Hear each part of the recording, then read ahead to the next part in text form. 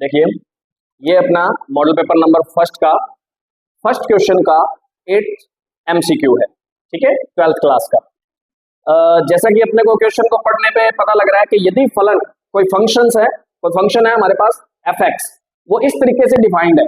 Defined का मतलब समझो कि x की वैल्यू जब 2 से कम या इसके इक्वल है, लेस देन 2 एंड इक्वल, और तब तो फंक्शन की वैल्यू क्या ली जाएगी कि x स्क्वायर ली जाएगी। और जब वैल्यू अपनी क्या है x ग्रेटर देन 2 है, तब वैल्यू फंक्शन की क्या ली जाएगी 3x ली जाएगी, ठीक है। मतलब फंक्शन टू पार्ट्स में डिवाइड है, 2 हिस्सों में डिवाइड है, किस पर, x की वैल्यू 2 पर, क्योंकि x की वैल्यू देखो, x की वैल्यू यहाँ 2 है मान लो, तो x की वैल्यू 2 पर अलग फंक्शन है कोई, ठीक है, और 2 से छोटे के लिए कोई अलग फंक्शन आ रहा है, और 2 से बड़े के लिए अलग फंक्शन आ रहा है।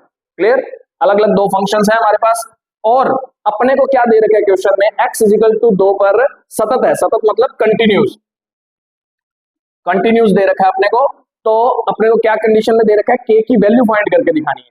देखो इसको यदि पूरे तरीके से करना होता तब तो अपने को कोई दिक्कत नहीं थी, बहुत लंबा पड़ता, थोड़ा सा लंबे तरीके से करते, पर अपने को इसको शॉर्ट मेथड से करना है क्योंकि MCQ है, MCQ में अपना टाइम बचाना है अपने को। तो उसके अंदर अपने को क्या करना होगा, सीधा सीधा कुछ भी नहीं करना, सीधी सीधी ये वैल्यू यहां पर उठा के रखो, सीधी सीधी 2 इसके अंदर उठा के रखो, k इंटू 2 का स्क्वायर, ठीक है, और 3 इंटू 2 दोनों में रखा, और दोनों को क्या रख दो इक्वल।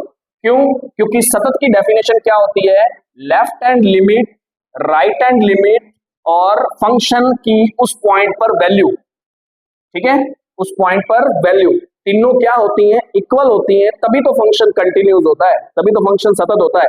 तो अपना उससे छोटे के लिए फलन मतलब लेफ्ट हैंड लिमिट निकल गई, उससे बड़े के लिए फलन इसका मतलब राइट हैंड लिमिट निकल गई, मतलब ग्रेटर देन के लिए राइट हैंड होती है और लेस देन के लिए लेफ्ट हैंड होती है, ठीक है, और इक्वल के लिए भी यही फंक्शन है, कोई दिक्कत ही नहीं है। तो कोई भी 2 को इक्वल रख के अपने आंसर निकाल सकते हैं यदि बड़ा मेथड से करते तो।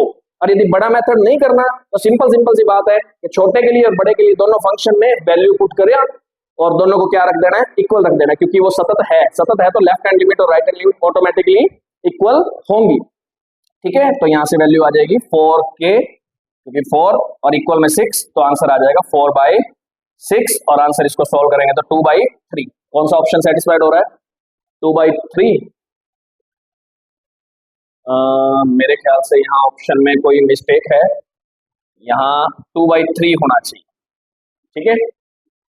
बाकी फिर भी एक बार मैं चेक कर लूंगा, और अपने जो डेस्क वर्क अपने लॉन्च कर रहे हैं जैसे भी आ रही है अपने पेपर्स के अंदर, मैं उसको सही करवा दूंगा, ठीक है, आप तक पहुंचते तक मैं इस चीज को सही करवा दूंगा। तो ऑप्शन नंबर ए अपना सेटिस्फाइड होगा, ठीक है, इस चीज को ध्यान रखें।